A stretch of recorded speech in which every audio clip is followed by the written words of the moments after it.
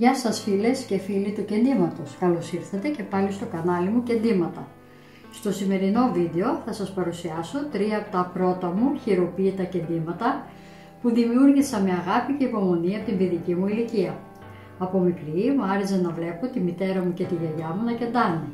Καθόμουν δίπλα τους τα καλοκαίρια στο σαλόνι με ανοιχτή την μπαλκονόπορτα και παρατηρούσα με θαυμασμό τα χέρια τους που κινούνταν γρήγορα και σταθερά. Θυμάμαι τη γιαγιά μου να λέει ότι το κέντημα είναι ένα είδος μαγείας. Ξεκινάς με ένα απλό κομμάτι ύφασμα και με υπομονή και αγάπη δημιουργείς κάτι όμορφο και μπορεί να διατηρηθεί για πάντα. Έτσι, στα 8 μου χρόνια τη ζήτησα να μου μάθει να κεντάω. Τα τριαντάφυλλα που είναι τα αγαπημένα μου, γιατί μου θυμίζουν τη γιαγιά μου, το βλέπουμε εδώ, το καρεδάκι, έχει κεντηθεί πάνω σε μπέζ ψάθα άριστης ποιότητας με μεγάλα κουτάκια όπως βλέπουμε. Είναι μετρητό, σταυροβελονιά, cross stitch και οι κλωστές που χρησιμοποίησα είναι κοτόν, περλέ, ματσάκι, το βλέπουμε εδώ, ανεξίτηλα της γαλλικής εταιρείας Demisec. Μπορείτε να το τοποθετήσετε πάνω στην τραπεζαρία σας, μια όμορφη διακόσμηση με ένα πολύ όμορφο ανθοδοχείο με κόκκινα λουλούδια.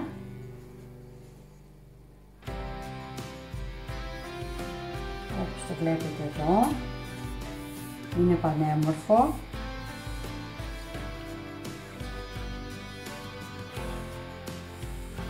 Και θα συνεχίσω με το δεύτερο κέντημα. Το δεύτερο σχέδιο είναι με τους ηλιόσπορους σε διάφορους χρωματισμούς και αυτό επίσης έχει κεντηθεί πάνω σε μπέζ ψάθα με κοτόν περλέ, ματσάκι της Demisec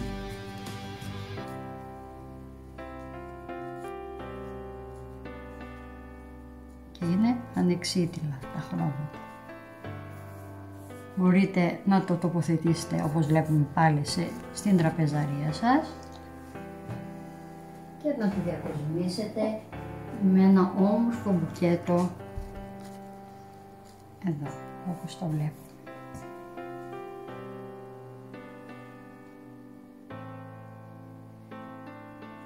Και τώρα πάμε στο τρίτο σχέδιο μας.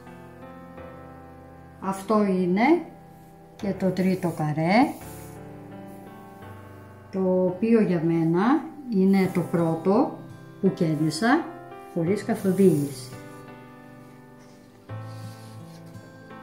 Και αυτό είναι κεντημένο πάνω σε μπέζ ψάθα άριστης ποιότητας με κλωστές, πάλι Demisec, όπως είπαμε είναι ανεξίτηλα τα χρώματα.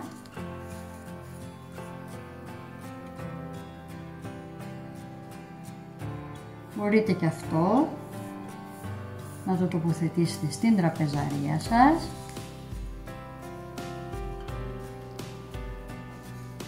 με ένα όμορφο κρυστάλλινο βάζο. Για τα τρία κεντήματα είπαμε ότι είναι σταυροβελονιά, μετρητό κέντημα είναι και έχουμε βάλει σε καθένα από αυτά μια λεπτή δαντελίτσα για να δώσει άλλη φινέτσα στο κέντημά μας.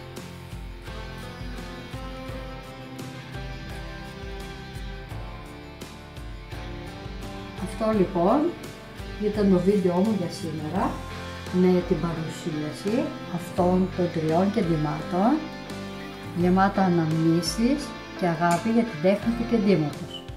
Ελπίζω να σας άρεσε. Εάν σας άρεσε μπορείτε να πατήσετε απλά μου αρέσει και να αφήσετε τα σχόλιά σας ποιο σχέδιο σας άρεσε περισσότερο. Μπορείτε επίσης να κάνετε δωρεάν εγγραφή στο κανάλι μου Κεντήματα και να πατήσετε το καμπανάκι για να βλέπετε πρώτοι τα καινούργια βίντεο που θα βάζω. Και να μην ξεχνάμε ότι το κέντημα μπορεί να απαιτεί χρόνο και υπομονή, αλλά είναι μια χαλαρωτική διαδικασία που μπορεί να μας βοηθήσει να ξεφύγουμε από το άγχος της καθημερινότητας. Σας ευχαριστώ πολύ που με παρακολουθήσατε και ελπίζω να σας έδωσα έμπνευση να ψάξετε κι εσείς τα δικά σας έργα τέχνης. Γεια σας!